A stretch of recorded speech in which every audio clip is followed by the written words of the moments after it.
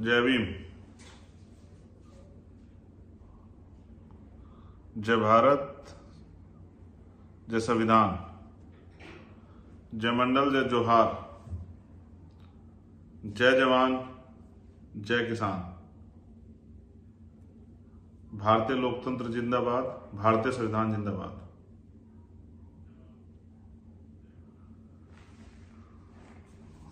आज का ये विशेष लाइव जिसका उद्देश्य है 11 सितंबर को होने वाली रैली, एक आंदोलन जिसको हम लोगों ने तय किया है कि हमें ये आंदोलन अपने लोगों के हितों के लिए करना है, उनकी रक्षा के लिए करना है, उनको सही रास्ता दिखाने के लिए करना है।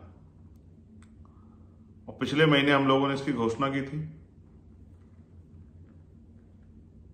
अपनी बात को शुरू करते हुए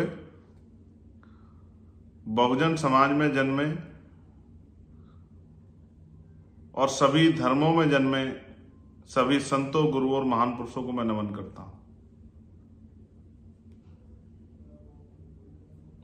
महामानव तथागत बुद्ध से लेकर संत श्रोमणी सतगुरु रविदास जी महाराज, भगवान वाल्मीकि महाराज, गुरु नानक देव, संत कबीर, गुरु नामदेव, संत गाडगे जी महाराज, नारायणा गुरु, राष्ट्रपिता ज्योतिबा फूले, छत्रपति साहू जी महाराज, डॉक्टर बाबा साहब अम्बेडकर, सर छोटू राम, महामना राम सुवर्मा, चौधरी चरण सिंह, जननायक कपूरी ठाकुर, बाबू जगदेव प्रसाद कुशवाहा, बाबू शिवदयाल चौरसिया, मान्यवर दीना भाना वाल्मीकि,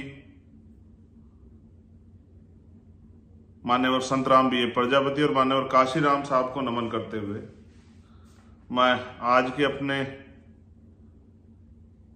लाइव की शुरुआत करता हूं। और आप जानते हैं कि मैं अभी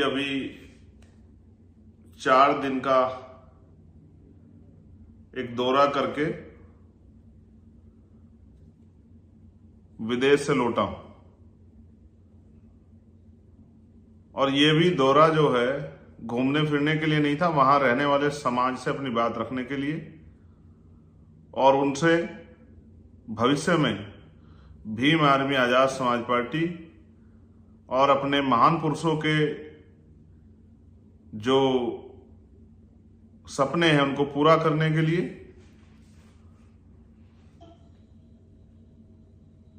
और जो आंदोलन हम लोग चला रहे हैं उस आंदोलन में योगदान देने के लिए मैंने अपने 4 दिन वहां व्यतीत किए। हजारों लोगों से मिला, अपनी बात को समझाया और वो लोग मुझे सुनते भी हैं।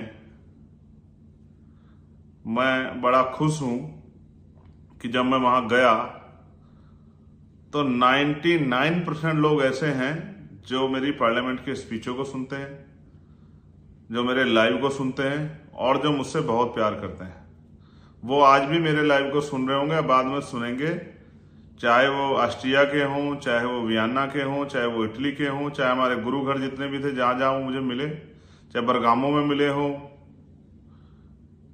या करमोना में मिले हों या ब्रसिया में मिले हों। और आपको जान के अचरज होगा कि कितने ही कंट्रियों के लोग वहां पर आए, सिर्फ एक दिन की खबर में, मेरे जाने की खबर सुनकर कि भाई आ रहा है। हॉलैंड के से, पोलैंड से, स्कॉटलैंड से, नीदरलैंड से, इंग्लैंड से, स्विट्जरलैंड से,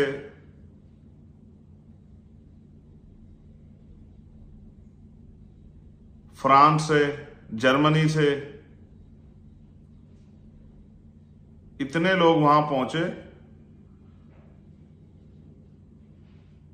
उन भाइयों से, माओं से, बहनों से बात करके मन में सुकून हुआ कि वहां रहने वाले लोग भी महापुरुषों के मिशन के बारे में उतना ही तकलीफ, दर्द रखते हैं जितना यहां वाले रखते हैं। सम्मानित साथियों, 11 सितंबर का जो कार्यक्रम रखा था उससे पहले अचानक से मुझे जाना पड़ा। जिस प्यार के बारे में मैंने सोचा भी नहीं था, वो प्यार मुझे वहां पर मिला। मुझे जो सम्मान वहां पर मिला, मैं उसके लिए हमेशा ऋणी रहूंगा अपने भाइयों का। ग्लोबल रविदासिया फाउंडेशन और तमाम संगठन, हमारे गुरु घर की प्रबंधक कमेटियां, उन सब का। साथ साथ मैंने वहां से बहुत कुछ सीखा भी। जब मैं वहां गया, मैंने वहां के एजुकेशन सिस्टम को, हेल्थ सिस्टम को, वहां के रोजगार की व्यवस्था को, खेती की व्यवस्था को, वहां की सफाई व्यवस्था को, वहां के कर्मचारियों के समस्याओं को, या वहां के कर्मचारियों के जीवन को, आम लोगों के जीवन को किस तरह से वो लोग जीते हैं, इसको भी मैंने सीखा और समझने का प्रयास किया। जिस राज की बात हम करते हैं, बेगमपुरा राज, मैंने महसूस किया कि वहां का जो राज व्यवस्था है वो बेगमपुरा जैसी है। वहां लोग खुश हैं। लेकिन मैं मानता हूं कि हमें भारत में भी ऐसे ही अवसर और ऐसी ही व्यवस्था तैयार करनी है। वहां लोग, हमारे लोग खुश हैं, ये अच्छी बात है, लेकिन भारत में भी गरीबों, किसानों, कमजोरों, मजदूरों, महिलाओं, नौजवानों की जिंदगी में सुख, सुविधा और सम्मान आए, इज्जत की रोटी, साफ स्वच्छ कपड़ों के साथ जीवन यापन, सुकून की छत के नीचे पीने के लिए साफ पानी की व्यवस्था, झूठ द्वेष से दूर, अपने अधिकारों जिम्मेदारियों के प्रति जागरूक, अच्छी पढ़ाई व्यवस्था, अच्छी रोजगार व्यवस्था, अच्छी स्वास्थ्य व्यवस्था के साथ एक आदर्श भारतीय का जीवन जीने के लिए तैयार होने योग्य बनाने के लिए भी हमें इधर भी काम करना है। मैं डॉक्टर बाबा साहब अम्बेडकर की उस बात को याद करता हूं कि हम प्रथम और अंत्य भारतीय हैं। मैंने वहां भी कहा, ऑस्ट्रिया, वियना, यूरोपियन कंट्री में जाके, कि मुझे गर्व है कि हम भारतीय हैं और मैं अपने देश से, अपने देश के झंडे से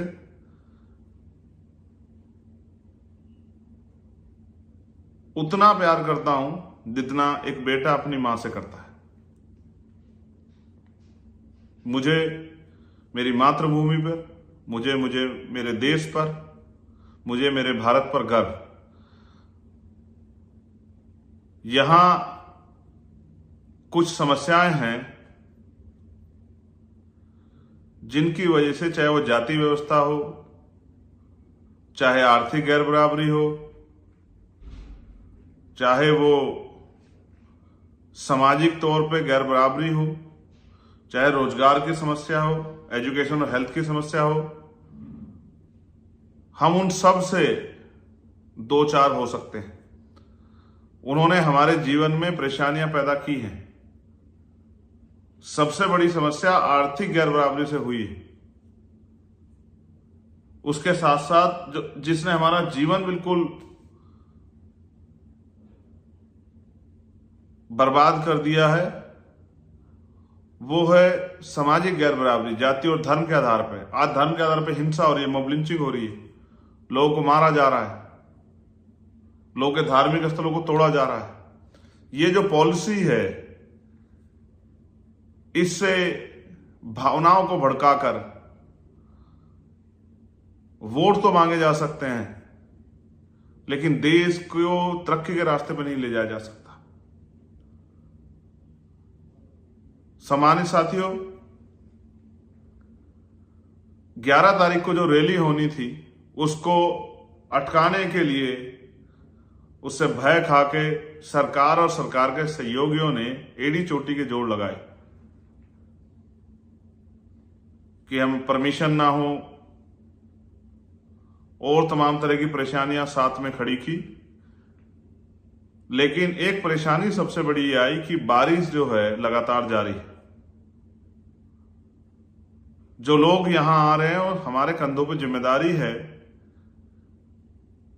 आपने देखा होगा नेता तो टेंट के नीचे रहता है, वाटर प्रूफ जो टेंट होता रहता है, लेकिन आम जो कार्यकर्ता पदाधिकारी होते हैं उनको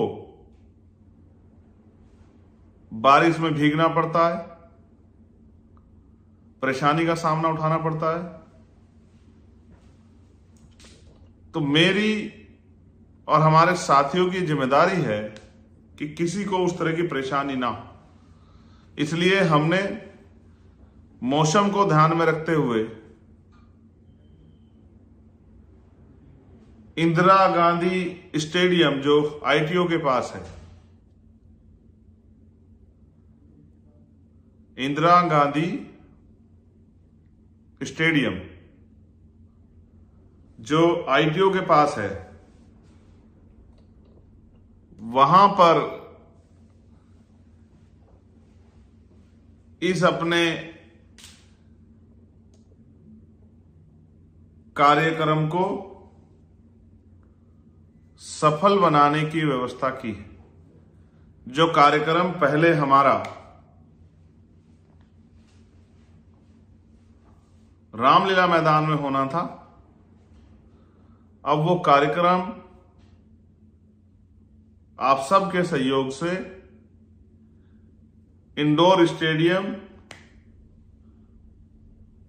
इंदिरा गांधी स्टेडियम जो है, जो आईटीओ के पास है, उसमें होगा बहुत जल्द, कल सुबह तक।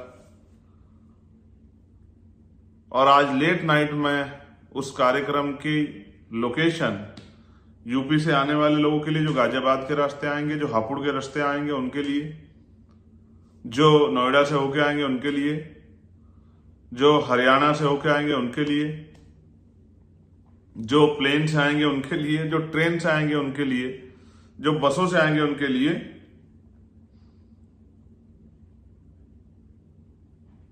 किस तरह के कौन से रास्ते से आप आसानी से आ सकते हो, उसका रोड मैप मैं कुछ ही देर में अभी जारी करवा दूंगा। और कल सुबह 11 बजे ट्विटर पर एक हैशटैग भी हम लोग चलाएंगे, 11 सितंबर इंदिरा गांधी स्टेडियम चलो।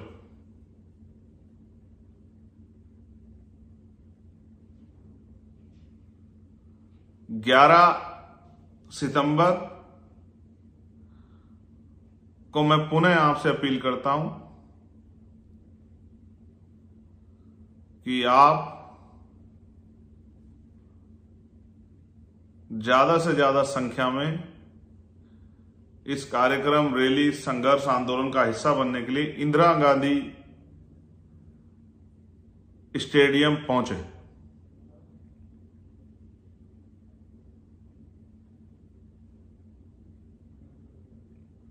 वहां पर अंदर और बाहर सभी के लिए हमने व्यवस्था की है कि आसानी से हमारी बात हमारे आने वाले बहादुर योद्धाओं तक पहुंचाए। मैं पुनः आपको याद दिलाना चाहता हूं, 11 सितंबर सुबह 10 बजे इंदिरा गांधी स्टेडियम आईटीओ के पास, दिल्ली। मैं आप सबका इंतजार करूंगा, हमेशा की तरह। जिस तरह अभी तक आपने इस आंदोलन को सींचा है और मुझे हमेशा से आगे बढ़ाने का, आंदोलन को आगे बढ़ाने का काम किया है, मैं भीम आर्मी आजाद समाज पार्टी के साथियों को कहूंगा कि वो घर ना रहें, एक दिन इस संघर्ष में अपना योगदान अवश्य दें। इसलिए ज्यादा से ज्यादा संख्या में इंदिरा गांधी स्टेडियम आईटीओ पहुंचकर इस आंदोलन को सफल बनाएं। जय भीम, जय जोहार, जय मंडल, जय विज्ञान, जय भीम, जय भारत, जय संविधान। आप सभी के लिए बहुत बहुत मंगल कामनाएं और आशा और उम्मीद कि हमेशा की तरह आप इस आंदोलन को भी सफल बनाकर विरोधियों को मुंह तोड़ जवाब देंगे। मैं चंद्रशेखर आजाद, आपका भाई, आपका बेटा, आपका कार्यकर्ता, आपका इंतजार करूंगा। धन्यवाद।